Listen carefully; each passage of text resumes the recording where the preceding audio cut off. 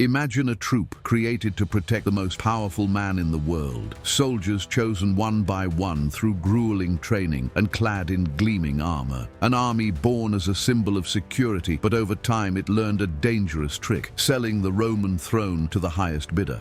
Instead of protecting power, it began to negotiate it, deciding who would live, who would die, and who would sit on the throne. This is the story of the Praetorian Guard, the army that killed emperors and shaped the destiny of the world's greatest ancient civilization. The expression cohors praetoria emerged in the turbulent Roman Republic when generals needed a loyal personal guard on the battlefield. These troops were not mere soldiers, they were trusted veterans, experienced men chosen for their courage and loyalty. Legendary generals such as Scipio Africanus, who defeated Hannibal, and Julius Caesar, the conqueror of Gaul, kept these units close to their praetorium, the general's headquarters. They served as advisors, messengers, and the commander's last line of defense. Imagine being in the middle of a chaotic battle and knowing that if everything went wrong, only the most loyal warriors would remain around you. That was the essence of the elite guard. But with the end of the civil wars and the rise of Octavian Augustus in 27 BC, Rome changed. The Principate was born, a regime that pretended to be a republic but functioned as a disguised monarchy. A new kind of power required a new kind of guard. Augustus knew he needed protection, but also a force that symbolized stability without appearing threatening to the Roman people. Thus, between 27 and 23 BC, he transformed the former guards of the generals into a permanent institution, the Praetorian Guard, under the command of the Praefectus Praetorio, the Praetorian prefect, a position that would become one of the most feared in the entire empire. At first, to avoid alarming the Senate or the citizens, the Praetorian cohorts were distributed throughout Italy, far from the capital. It was a discreet, almost symbolic presence. However, as Tacitus and Suetonius recount, the role of these soldiers evolved rapidly. From ceremonial guardians, they became instruments of power, always in the shadow of the throne. The Praetorian Guard was not a common legion, but an elite force carefully selected from among Italian citizens, especially from Etruria, Umbria, and Latium, regions that, in the eyes of Rome, represented the heart of ancient Italy. While the legions on the frontiers were made up of provincials, often newly integrated into the empire, the Praetorians were the elite of Roman citizenry, men raised with the pride and sense of duty of the capital. In the time of Augustus, there were 9 cohorts, each with 500 to 1,000 soldiers, for a total of around 9,000 men. But that number would not remain the same for long. Under the ambitious command of Lucius Aelius Sejanus during the reign of Tiberius, this contingent grew, and with it the power of the institution. In the year 23 AD, Sejanus did something bold. He built the Castra Praetoria, a giant fortress within Rome itself. It was a political symbol. For the first time, a permanent armed force was installed in the heart of the city, something unthinkable in Republican times. The message was clear. The emperor now had a private army, and it lived right beside him. Command fell to 2 Praetorian prefects appointed directly by the emperor. It was a position of honor, but also an electric chair. Many prefects reached the height of imperial influence, while others ended up executed, victims of intrigue and the instability that came with power so close to the throne. The privileges of the guard were notorious. They received salaries much higher than those of the legions, served for less time, only 16 years compared to 20 for ordinary troops, and at the end of their careers, they were rewarded with generous gold prizes known as the premium. This combination of prestige, wealth, and proximity to power turned the Praetorians into a separate caste, respected and feared. In ceremonies, they paraded in ornate armor, polished shields, and shining plumes, the living image of imperial authority. But the true strength of the Guard lay not only in the shine of their armor, but in their location, the political center of the world. Rome could have dozens of legions on its borders, but only one stood just a few steps from the Palatine Hill, where the emperor slept. And being so close to power is always a temptation. Over time, the Guard ceased to be merely a symbol of protection and became a key player in Roman politics. Their loyalty, or lack thereof, could decide the fate of an empire. No emperor, no matter how beloved or powerful, could remain on the throne without the support of these men. From the reign of Tiberius, that relationship became clearer and far more dangerous. The emperor, realizing that loyalty came at a price, instituted the donativum, special payments in gold granted to the guard on important occasions, such as the ascension of a new ruler, anniversaries, or military victories. In practice, it was an institutionalized bribe. The throne was sustained not only by authority, but also by gold, and the guard quickly learned that whoever controlled the donativum controlled Rome.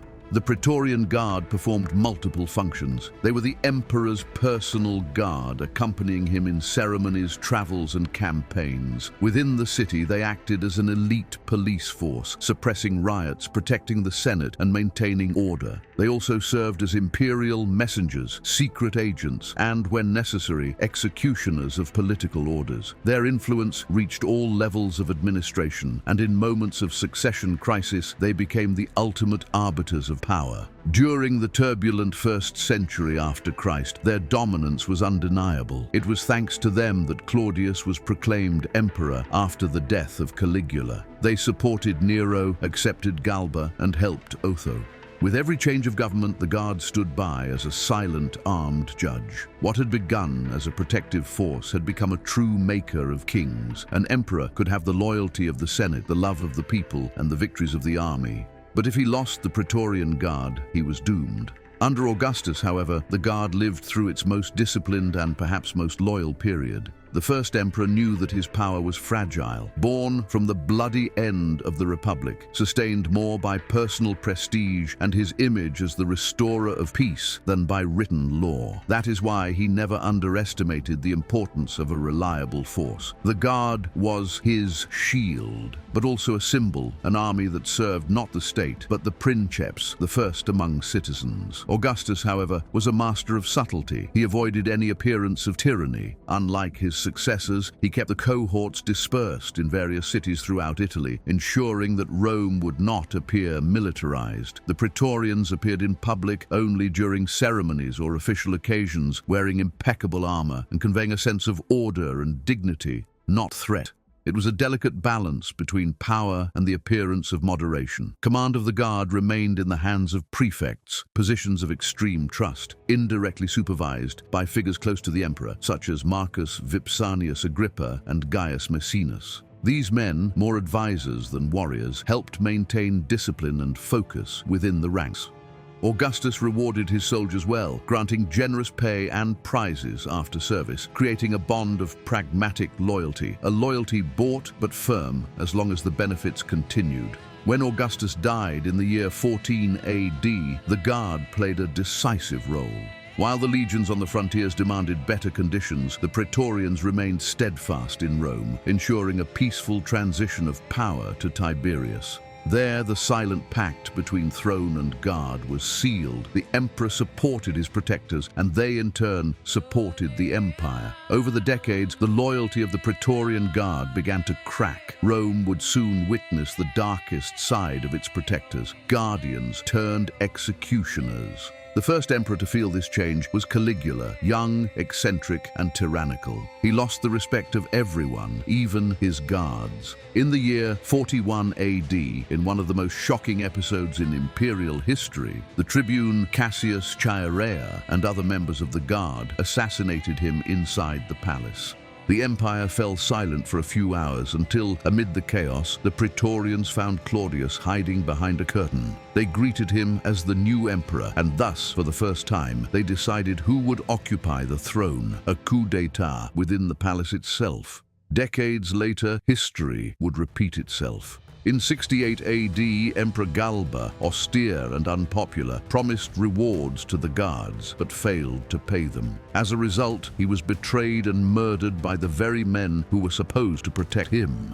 Otho, his successor, understood the game and bought their loyalty, but only for a while. By 193 AD, Emperor Pertinax, known for trying to restore discipline and cut costs, paid with his life. His mistake was to deny privileges to the Guard. In a fit of rage, the Praetorians stormed the palace and killed him, but the worst was yet to come. Immediately after the assassination, the Praetorians committed the most shameful act in Roman history, the so-called auction of the empire. Gathered in the Castra Praetoria, they announced that they would sell the throne to the highest bidder. The winner was Didius Julianus, who promised 25,000 sesterces per soldier, a colossal sum. Rome, the capital of the world, had been literally sold for gold. From then on, there was no doubt. The Praetorian Guard was no longer the shield of the empire, but a mercenary force. Its motto was no longer fides et honor, faith and honor, but gold and power. Then a new name appeared, Septimius Severus, a respected general who marched on Rome at the head of his troops. He defeated Julianus and severely punished those responsible for the auction. He dissolved the old guard, expelled the Praetorians, and replaced them with loyal legionnaires, veterans from the frontiers.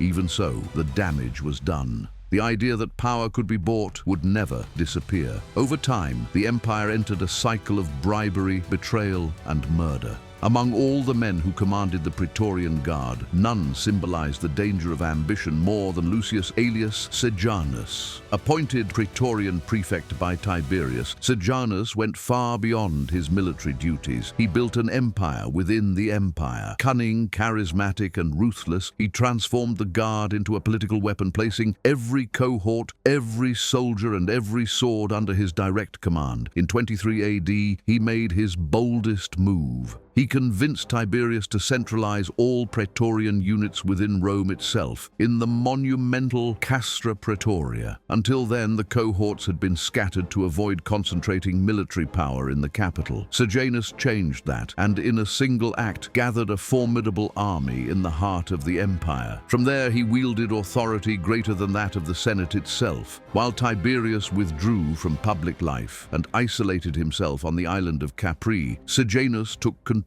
of government. He decided who would be promoted, who would be executed, and who would have access to the emperor. Under the pretext of protecting the princeps, he persecuted rivals, eliminated opponents, and built a network of alliances within the Roman elite. His ultimate goal was clear: to marry Livia Drusilla, Tiberius's daughter-in-law, and draw closer to the imperial succession. For nearly a decade, Sejanus was the true master of Rome. Senators flattered him, generals feared him, and the people saw him as the emperor's shadow. But the fate of those who fly too close to power in Rome is always the same: a fall.